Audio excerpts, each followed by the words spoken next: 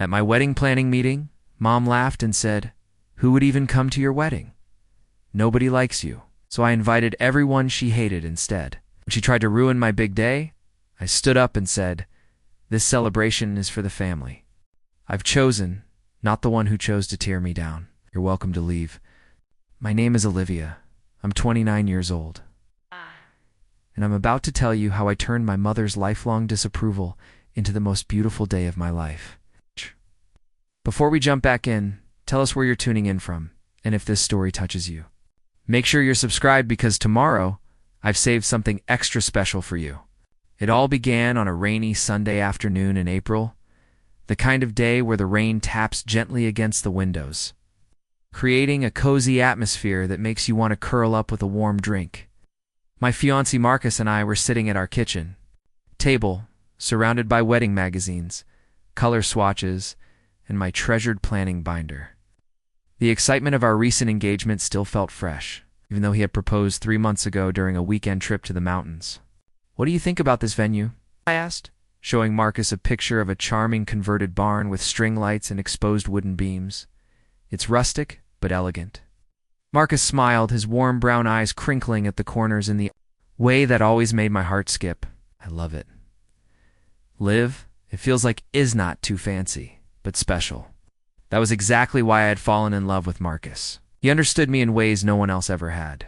He saw the real me, not the flawed, inadequate person my mother had always made me believe I was. As if summoned by my thoughts, my phone lit up with a text. "Mom." My stomach instantly nodded.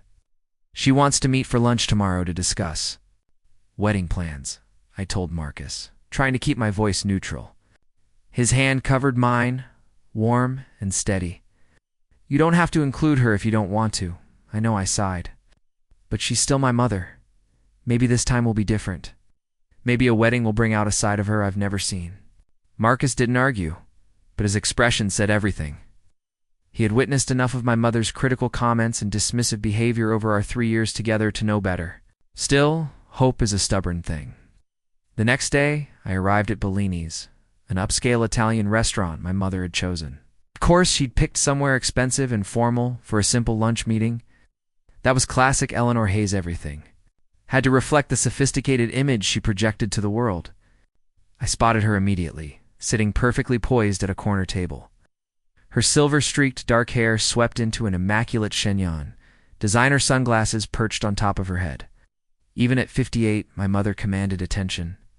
Her posture, her clothes, her entire presence screamed successful real estate mogul and respected community figure. "Olivia," she said as I approached, giving me the quick once-over I'd grown accustomed to since childhood. Her slight frown told me I'd already failed today's inspection. "You're almost late." "Hi, Mom. I'm actually 5 minutes early," I replied, sliding into the seat across from her. "Oh, wait," she waved away my comment. "I ordered you the kale salad. You mentioned wanting to lose weight before the wedding." I hadn't mentioned any such thing, but this was typical. In my mother's world, I was always in need of improvement. Too heavy, too plain, too quiet, too loud, the criticism morphed to fit whatever mood she was in. Growing up as the only child of Eleanor Hayes meant living under a microscope where every flaw was magnified and every achievement minimized. "Actually, I'm happy with my weight," I said, summoning courage I'd been building through years of therapy. "I'll order something else when the server comes." My mother's lips thinned in disapproval, but before she could respond, a waiter appeared. I quickly ordered a pasta dish, taking small pleasure in this tiny rebellion. "So," my mother said once, "we were alone again. Tell me about these wedding plans. I hope you're being realistic about the scale of this event. The Hayes name carries certain expectations." I pulled out my planning folder, suddenly feeling childishly proud of my organized tabs and color-coded notes. Marcus and I found a venue we love. It's a renovated barn at Willow Creek Farm. It's beautiful and has this amazing view of a barn. My mother's voice could have frozen the water in our glasses. "Olivia, be serious. A barn is for animals and hay, not for a Hayes wedding." "It's not that kind of barn, Mom. It's been completely transformed. Look," I said, showing her pictures on my phone. It's stunning, with crystal chandeliers, and it's inappropriate. She cut me off, not even glancing at the photos. I've already spoken to Patricia at the Westbrook Country Club. They can accommodate us in September. The U.S. in her statement rang alarm bells. Mom, Marcus, and I want a spring wedding. And we've already fallen in love with the barn venue. Spring. It's too soon to plan a proper event. What exactly do you plan to invite to this? Rustic gathering? The way she said rustic made it sound like I'd suggested getting married in a muddy field. Our friends, family, people who matter to us, I replied, feeling my cheeks heat up. My mother gave a short, dismissive laugh that cut through me. Like a knife. Who would even come? Your odd assortment of artist friends. Marcus's immigrant family? Nobody in my circle would set foot in a barn, Olivia. Preparing and narrating this story took us a lot of time, so if you are enjoying it, subscribe to our channel. It means a lot to us. Now back to the story. There it was, casual cruelty wrapped in practical concern. The dismissal of everyone I loved who didn't fit her narrow definition of worthwhile people. Mom, that's not fair. Marcus's family is wonderful, and my friends? Your father and I have a reputation to maintain, she continued, as if I hadn't spoken. The guest list needs to include the right people. Judge Sanders, the Blakely family, the mayor people who matter in this town. I took a deep breath, fighting back tears. Those people don't matter to me, Mom. They're your business connections and social climbers who don't even know my name. Don't be dramatic, she scoffed, taking a delicate sip of her sparkling water. This isn't just your wedding. It's a reflection on our entire family. Our food arrived, creating a momentary pause in the battle. I stared down at my pasta, appetite gone. This lunch was going exactly as I had feared. Despite my ridiculous hope that my engagement might somehow transform my mother into the supportive parent I'd always longed for, my mind drifted back to my childhood bedroom with its pale pink walls and perfectly arranged dolls that I wasn't allowed to play with because they were collectibles. I remembered sitting at my desk at age 12, proudly showing my mother an art project that had won a school prize. Instead of praise, she had pointed out a smudge in the corner, then questioned why I was wasting time on art when my math grades needed improvement. Olivia, are you listening? My mother's sharp voice yanked me back to the present. Yes, Mom. As I was saying, I've taken the liberty of creating a preliminary guest list. She pulled out a neatly typed document and slid it across the table. I scanned the names over 200 people, and I recognized fewer than 20 of them. My closest friends were nowhere to be found. Neither was Marcus's beloved grandmother, who had raised him after his parents died, nor his cousins, who had become like siblings to him. This won't work, I said quietly, pushing the list back toward her. These aren't our people, Mom. Don't be childish. Ouch.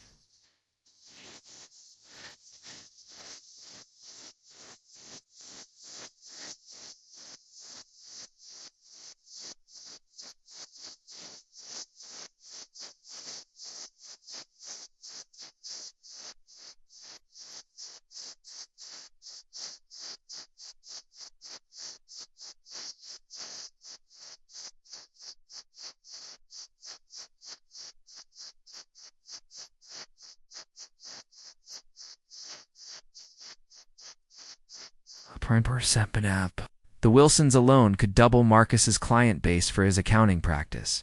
Ice. Began to tremble slightly. This isn't a networking event. It's our wedding, which costs money, she replied pointedly. Money that your father and I will be providing. Ah, there it was. The true currency of my relationship with my mother, financial control. Despite my success as a graphic designer with my own small but growing business, my mother still viewed me as an extension of herself, a project to be managed, a reflection to be polished. We don't need your money, I said, the words falling from my lips before I could reconsider. Marcus and I are paying for the wedding ourselves. My mother's perfectly penciled eyebrows rose in genuine surprise. For once I had managed to crack her composed facade. Don't be ridiculous, she replied after recovering. You can't afford the kind of wedding a Hayes should have. We can afford exactly the wedding we want, I countered, feeling a strange new power in standing my ground. It may not be as lavish as you'd like, but it will be authentic. It will be us. Authentic, she repeated with a small, mocking laugh. Is that what we're calling cheap these days? Something inside me snapped, not in the explosive way of shattered glass, but in the quiet, decisive way of a rope finally breaking after years of strain. You know what, Mom? I've spent my entire life trying to meet your impossible standards. I've twisted myself into knots trying to make you proud. But I'm done. This wedding will be planned by Marcus and me.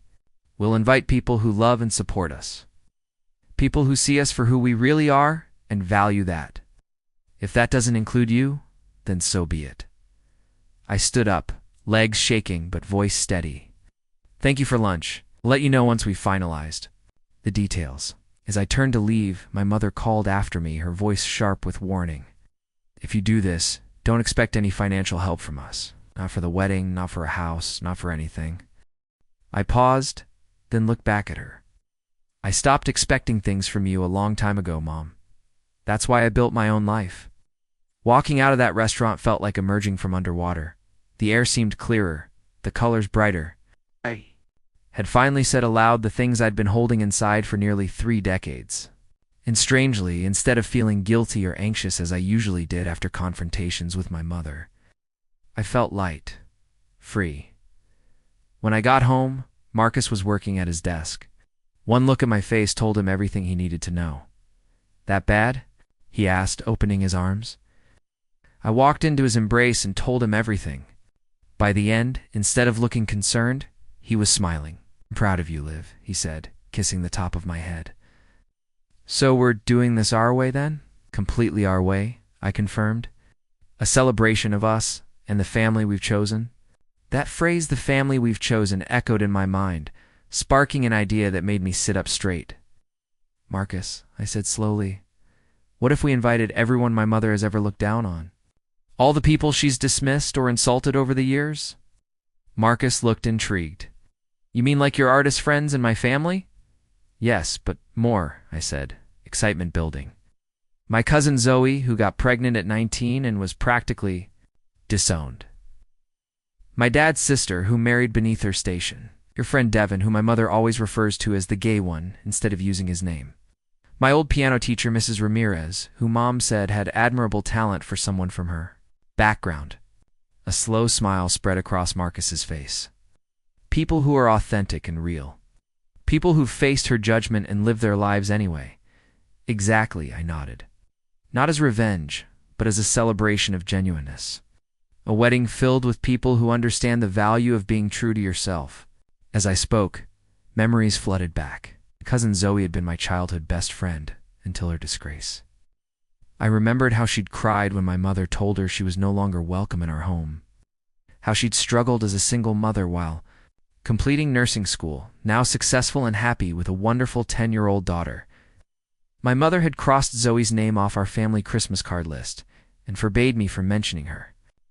There was Mrs. Ramirez, who had nurtured my love of music when my mother only saw piano. Lessons as another box to check for a well-rounded college application. Mrs. Ramirez had immigrated from Mexico and built a respected music studio from nothing, and taught me that passion matters more than perfection. My mother had pulled me from her lessons when Mrs. Ramirez suggested I had talent worth developing seriously. Aunt Caroline, my father's free-spirited sister, who had married an artist, and moved to a small coastal town to open a bookstore. My mother called her a cautionary tale about wasting potential, yet in my few treasured visits to her cozy home by the sea, I had witnessed more genuine joy and connection than in all my years in our pristine family mansion. These were my people. These were the connections that had shaped me, inspired me, shown me different ways to live. These were the relationships my mother had tried to sever because they didn't fit her narrow vision of success. Let's do it, Marcus said, squeezing my hand. Let's create the most authentic wedding ever. Over the next few weeks, our plan took shape. We booked the barn at Willow Creek Farm for a Saturday in late May. We hired a local caterer known for farm-toed table cuisine, instead of the fancy French restaurant my mother would have insisted on. I designed our invitations myself, watercolor illustrations of wildflowers tied with simple twine, and we made our guest list. It became a strangely healing exercise, remembering people who had touched our lives in meaningful ways, many of whom had faced my mother's disapproval. With each name, I felt like I was reclaiming a piece of my authentic self. My father called a few days after my lunch with my mother. Unlike her, he had always been quieter in his disappointment, more absent than actively critical. He had built his law practice while my mother built her real estate empire. Both of them constructing lives where achievement and appearances mattered above all else. "Your mother is upset," he said, his voice carrying the familiar tone of someone caught in the middle, unwilling to take a real stand. "I know, Dad," I replied, "but this is important to me." There was a long pause. "The country club is all ready." "Half paid for, Olivia?" "I didn't ask her to do that. Marcus and I are handling everything ourselves." Another pause. "She means well, you know. She just wants what's best for you." It was the refrain of my childhood. Every criticism, every comparison to other daughters, every undermining comment was always because she wanted what was best for me. "What's best for me is to have a wedding that feels true to who Marcus and I are," I said gently. "You're both welcome to attend, but it's going to be at the barn, with our friends and on our terms." "I see," he said, though I wasn't sure he did. "Well, I'll talk to her." I didn't hold out much hope for that conversation. In 30 years, I had never seen my father successfully change my mother's mind about anything. I was right not to. Hope. The next day, a formal email arrived from my mother. Not even a phone call or text and email, as if I were a business associate rather than her daughter. "Olivia," it began, "your father has informed me of your decision to proceed with this inappropriate venue and guest list despite our concerns. While I cannot support choices that reflect poorly on our family name, I will attend with your father to maintain appearances. However, I will not participate in any planning activities for an event that falls so far below acceptable standards. If you reconsider and wish to plan a proper celebration, you may contact me." It was signed Eleanor Hayes, not Mom or even Mother, just her name, like a business correspondence. I showed the email to Marcus, who read it with a deepening frown. "Are you okay?" he asked when he finished. To my surprise, I genuinely was. "Yes," I said. "Actually, this makes things clearer.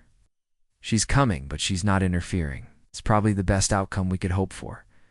You're amazing, you know that," Marcus said, pulling me close.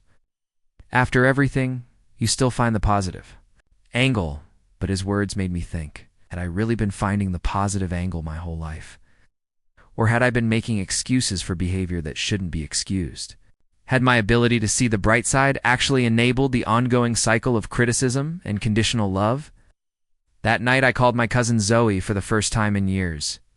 We had kept in sporadic contact through social media, but the weight of family disapproval had created a distance between us. "Olivia."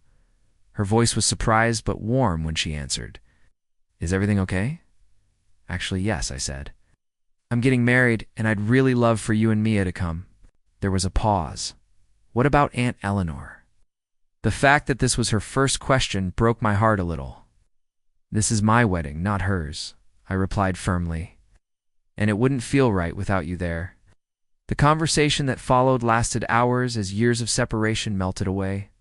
Zoe told me about her life as a pediatric nurse, about raising her incredible daughter, about finding love with a kind doctor who valued her strength and independence. I told her about building my design business, about meeting Marcus, about finally standing up to my mother. "I always knew you had it in you," Zoe said. "Even when we were kids, you had this quiet strength. Your mom just worked overtime to convince you that you didn't. By the time we hung up, we had promised to meet for lunch the following weekends, Mia, Marcus, and me. It felt like recovering a limb I hadn't realized was missing." Similar conversations followed.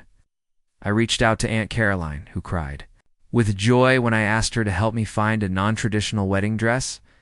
"Something with color," I told her, knowing it would horrify my mother, who had already sent me links to traditional white gowns that cost more than my car. I visited Mrs. Ramirez, now in her 70s, but still teaching piano to children in her cozy studio. I asked if she would play during our ceremony. "Music has always been how I express my true feelings," I told her. "It would mean everything. To have you there?" With each invitation sent, each connection renewed, I felt myself growing stronger, more certain. This wasn't about spite or revenge. It was about reclaiming the relationships that had been meaningful to me, about honoring the people who had seen value in me beyond my family name or social status. Of course, my mother didn't remain on the sidelines for long. 3 weeks before the wedding, she requested a meeting at her office. I agreed, foolishly hoping that perhaps she had come around to supporting our vision. Her office was exactly as I remembered, intimidatingly pristine, with awards and photos of her with local celebrities displayed prominently. My mother sat behind her massive desk, a power position she had perfected over decades of real estate negotiations. "Olivia," she began without preamble, "this has gone on long enough. I've been patient, hoping you would come to your senses." I remained silent, waiting. "I've spoken with the country club. They can still accommodate us if we move quickly. I'm prepared to take over all arrangements to spare you the stress." "Mom," I said carefully, "there's nothing to take over. Everything is planned and paid for. The invitations went out weeks ago." "Yes, I'm aware," she said, her mouth tightening. "I've heard from several people who were surprised by their invitations. Patricia Wilson called me personally to ask why her husband wasn't included when the gardener who worked on their property last summer somehow made your list."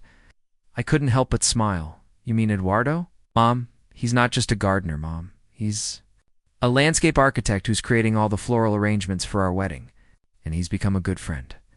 "This is exactly what I'm talking about," she exclaimed, finally showing emotion. "You've turned what should be a dignified family event into some kind of statement." "It is a statement," I acknowledged. "It's a statement about who Marcus and I are and what we value. If that doesn't align with your vision, I understand. But the wedding is happening as planned."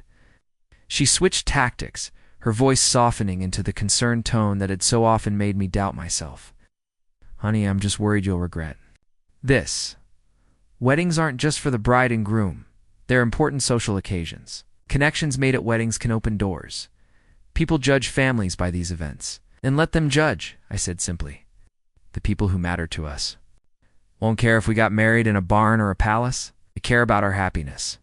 My mother leaned back in her chair, studying me as if seeing me for the first time.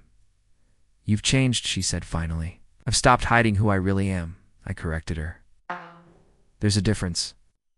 She shuffled some papers on her desk. Rare sign of discomfort. "Well, your father and I will be there as promised. But don't expect me to pretend to approve of this unconventional approach." "I stopped expecting your approval a long time ago, Mom," I said, rising from my chair. "But I do still hope for your love.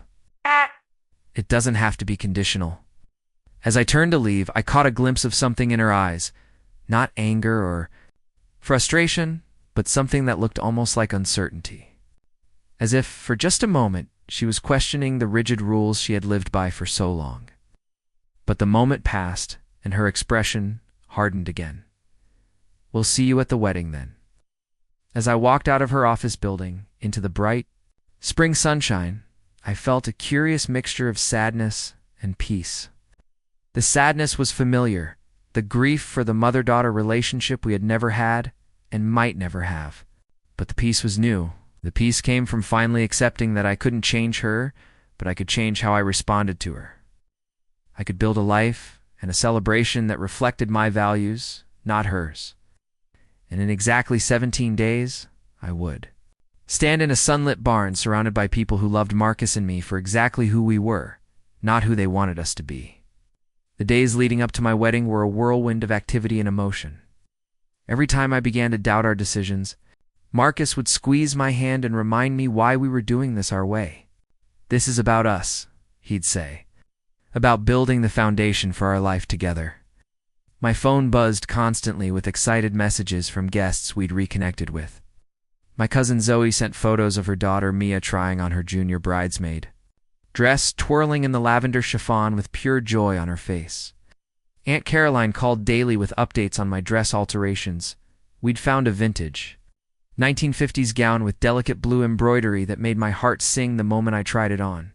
1 week before the wedding, I was at the barn venue, finalizing details with our coordinator Tess, when I received an unexpected call from my father. "Can we meet for coffee?" Us. he asked, his voice hesitant in a way I rarely heard. "Just the two." of us. We arranged to meet at a small cafe halfway between my apartment and his office. When I arrived, I was surprised to see him already waiting, staring thoughtfully into a mug of black coffee. My father had never been early to anything in my life. "Dad," I said, sliding into the chair across from him. He looked up, and I was struck by how tired he seemed. How old? When had the distinguished silver at his temples spread to the rest of his hair? When had those lines around his eyes deepened so much? "Thanks for coming, Olivia," he said, attempting a smile that didn't quite reach his eyes. "Is everything okay?" I asked, suddenly worried about his health. Yes, he assured me quickly. "I just wanted to talk to you without your mother present." The waitress came and I ordered a latte, using the momentary interruption to study my father. Thomas Hayes had always been the quieter force. In our household present, but somehow absent, delegating the business of raising me almost entirely to my mother while he built his law practice. He had never been cruel like my mother could be, but his silence and acquiescence had its own sting. "I've been thinking a lot about your wedding," he began after the waitress left, "and about what you said about it being your day, your way." I nodded, unsure where this was going. "Your mother and I." He paused, seeming to search for words. Come from a certain background with certain expectations. "It's how we were raised, I know, Dad." "But," he continued, surprising, "me, that doesn't make it right. Or at least it doesn't make it right for everyone." He reached into his pocket and pulled out a small, worn leather case. Opening it carefully, he removed a faded photograph and slid it across the table to me. "This was my parents' wedding day," he said softly. I examined the black and white image. My grandparents stood outside a small church, looking young and a little nervous. My grandmother wore a simple dress that clearly wasn't a formal wedding gown, a small posy of wildflowers in her hands. My grandfather was in a suit that seemed slightly too big. They were surrounded by perhaps a dozen people, all smiling broadly. "It wasn't at a country club," my father said with a faint smile. "It was at the little Methodist church in the town where my mother grew up. My father had just started as a junior associate at a law firm. They couldn't afford anything elaborate." I looked up, surprised. I had always assumed my grandparents had the same kind of lavish wedding my parents had, the same kind my mother wanted for me. "They were happy," my father continued. "Truly happy. I remember that about them, even as a child. They laughed together. They had inside jokes. They looked at each other like..." He trailed off, something like regret crossing his face. "Like they saw each other," I finished quietly. "Really saw each other," he nodded. "When I met your mother, I was ambitious, so was she. We had compatible goals, similar backgrounds. It made sense." He stared into his coffee. "I don't think we ever looked at each other the way my parents did, or the way you and Marcus do." The latte arrived, but I barely noticed, transfixed by this unprecedented glimpse into my father's inner thoughts. "Dad, why are you telling me this?" He looked up, his eyes clearer than I had seen them in years. "I want you to know that I understand, and that I'm proud of you for choosing differently, for being brave enough to build a life and a marriage based on what matters to you, not what others expect." My throat tightened with unexpected emotion. "I didn't think you noticed." "I notice more than you think," he said softly. "I've just been a coward about saying anything." He took a deep breath. "Your mother is who she is. I don't think she'll ever fully understand your choices. But I want you to know that I'll be there on your wedding day, not just out of obligation, but because I want to see you happy, really. Happy." Tears pricked at my eyes. "Thank you, Dad." "There's one more thing," he said, reaching into his jacket pocket. He pulled out an envelope and handed it to me. "This is for you and Marcus." Inside was a check for $25,000. "Dad, we don't need..." He held up a hand to stop me. "This isn't about the wedding. This is for afterward, for a house down payment, or to invest in your business, or for whatever dreams you two are building. It's not because you're a Hayes. It's because you're my daughter, and I love you." Those 3 words, "I love you," so rarely spoken in our family, broke something open inside me. Tears spilled down my cheeks as I reached across the table to take my father's hand. "I love you too, Dad." We sat there in comfortable silence, a lifetime of unspoken feelings finally finding expression. It wasn't a complete healing of all the wounds from my childhood, but it was a beginning a bridge across the chasm that had separated us for so long. When we parted ways outside the cafe, my father hugged me, a real hug, not the stiff, formal embrace I was accustomed to. "Looking forward to your wedding," he said. "The barn sounds perfect." As I walked to my car, I felt lighter than I had in years. One parent, at least, was stepping out of the shadows of expectation and seeing me for who I really was. The day before the wedding arrived with the kind of perfect spring weather you can never count on but always hope for. The sky was a clear, brilliant blue, and a gentle breeze carried the scent of newly bloomed flowers. It felt like a good omen. Marcus and I had decided to forego the tradition of spending the night before apart. "That's just one more expectation we don't need," he had said. So we woke up together in our apartment on our wedding eve, had breakfast on our tiny balcony, and then separated only to attend to our final preparations. While Marcus went with his best friend Ari to pick up the rental suits, I headed to the barn venue for the rehearsal and to help with final decorations. My bridesmaid Zoe, my college roommate Jenna, Marcus's sister Preya met me there, along with Mia and 2 other children who would be part of the ceremony. Magical. Eduardo and his team had transformed the space with hanging greenery, wildflowers in antique bottles, and twinkling lights that would shine like stars once evening fell. Wooden benches were arranged in a semicircle rather than formal rows, creating a sense of community and connection. A simple arch of twisted branches and white blooms stood at the front, where Marcus and I would exchange our vows. "It's perfect," Zoe whispered, squeezing my arm as we stood taking it all in. "So completely you." The rehearsal went smoothly, with Tess guiding everyone through their places and movements. We had kept the ceremony simple and meaningful misses. Ramirez would play piano as guests arrived, and during key moments, Aunt Caroline would read a poem that had special meaning to Marcus and me. And instead of a traditional unity candle or sand ceremony, we had created a small ritual where our closest friends and family would each add a stone to a glass vessel, symbolizing the community that would support our marriage. Just as we were finishing up, my parents arrived. My mother's face was a careful mask of neutrality as she surveyed the barn, but my father smiled warmly, exchanging genuine handshakes with Marcus's family members whom he had met at previous gatherings. "The place looks lovely, Olivia," he said, surprising me with his enthusiasm. My mother said nothing, but I caught her studying the floral arrangements with what might have been reluctant approval. The rehearsal dinner was held under a tent adjacent to the barn. Unlike the formal, multi-course affair my mother would have preferred, we had arranged for a local taco truck to kata a nod to Marcus's and my first date. Colorful paper lanterns swung gently in the breeze, and mismatched vintage. Tables were scattered around the space, encouraging people to mingle and connect. To my amazement, even my mother seemed to relax slightly as the evening progressed. I watched from across the tent as Zoe's daughter Mia approached her cautiously, offering her a flower she had picked. To my surprise, my mother accepted it with a small smile and tucked it behind her, a gesture so uncharacteristically playful that I nearly dropped my glass. "Miracles do happen," Marcus whispered in my ear, having witnessed the exchange. "Don't get too excited," I warned.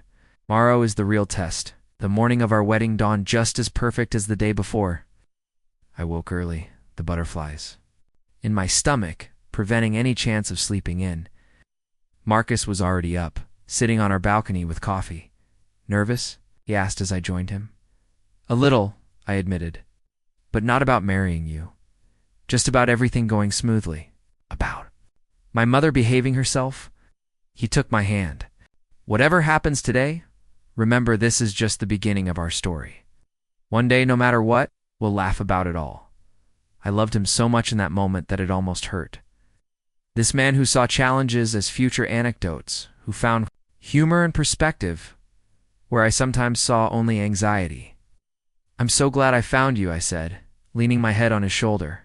"Actually, I think I found you," he teased, referencing our meet-cute at a gallery opening where he had spilled wine on my white blouse and frantically tried to help clean it up, making the stain infinitely worse.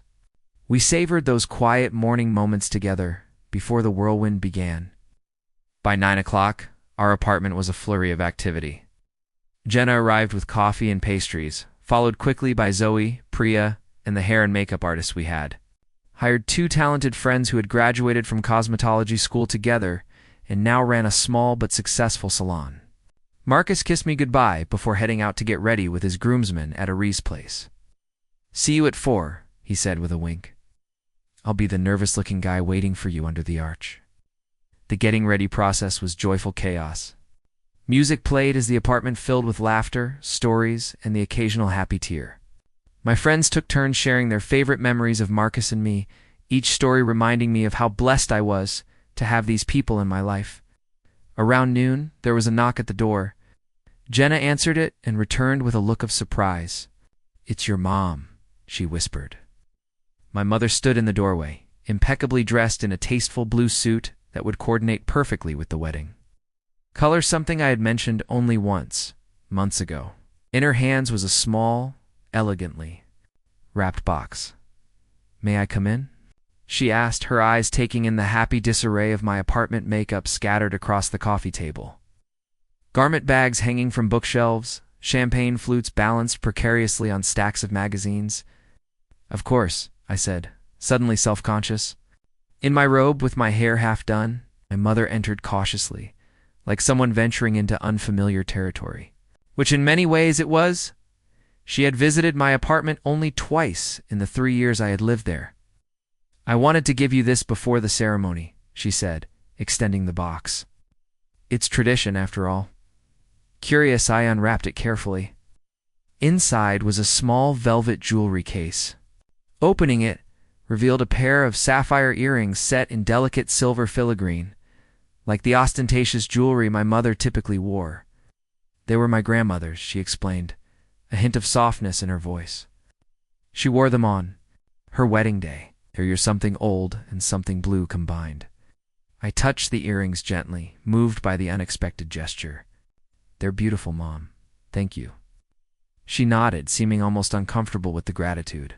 "They'll match your unconventional dress choice." Coming from her, this was practically a ringing endorsement. An awkward silence fell between. Around us, my friends busied themselves with various tasks, tactfully giving us space while remaining within earshot, protective of me even now. "Would you like some champagne?" I offered, gesturing to the half-empty bottle on the counter. To my surprise, she nodded. "Just a small glass." As I poured, my mother moved to the window, looking out at the view of the park across the street. "Your father told me about your conversation," she said without turning around. "Oh," I replied, uncertain how to respond. "He thinks I'm too hard on you. I always have been." She accepted the champagne flute I handed her, but didn't drink. Perhaps he's right. I waited, hardly daring to breathe. In 29 years, I had never heard my mother admit to being wrong about anything. She turned to face me, her expression not exactly soft, but less rigid than usual. "I had certain expectations for my life, Olivia. For our family, when things didn't go according to plan, I overcompensated." "What do you mean, didn't go according to plan?" I asked, genuinely curious. She sighed, taking a small sip. "Of champagne. Your father and I married for practical reasons. Compatible backgrounds, compatible goals. It was what people in our circle did. I thought the rest, the deeper connection, would develop over time." She glanced toward the bedroom where my blue embroidered wedding dress hung. "It didn't, not in the way I had hoped. We built a successful life together, but not." She paused, searching for words. "Not a joyful one?" I suggested gently. Her mouth tightened momentarily, then relaxed. "And when I see you and Marcus together, the way you look at each other," she shook her head slightly, "it reminds me of what I missed, what I settled for." I was stunned. Never in my life had my mother been so candid, so vulnerable. "I didn't want you to make the same mistakes," she continued. "But I went about it all wrong. Instead of protecting you, I tried to control you.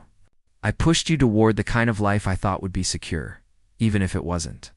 Authentic," I offered. A flicker of a smile crossed her face.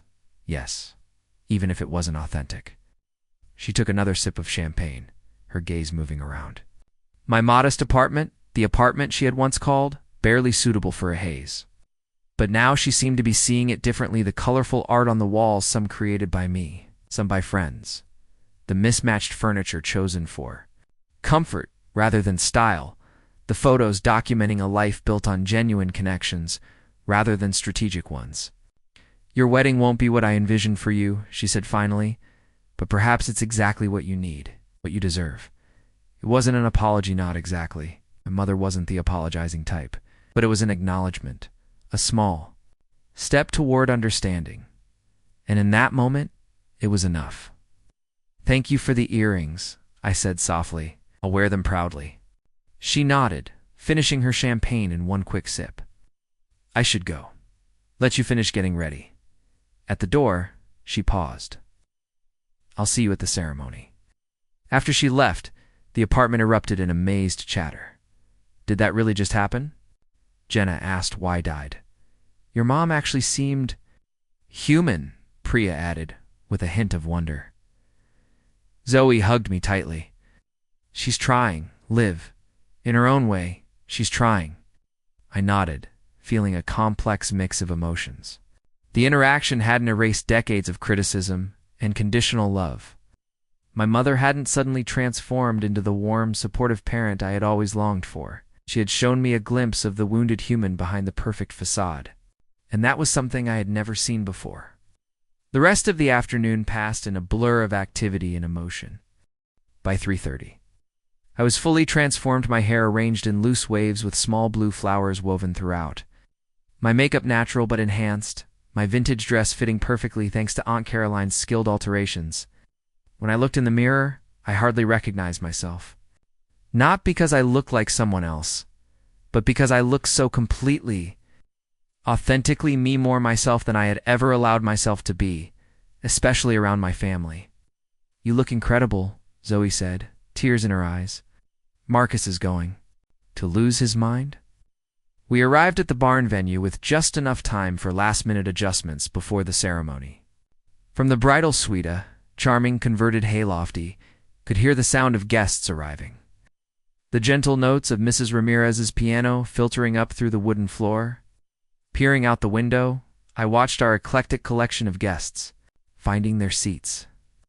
There was Eduardo in a sharp suit, directing his team as they made final adjustments to the floral arrangements. Mrs. Ramirez at the piano, her gray hair elegantly styled, her fingers moving with the same grace they had when I was a child.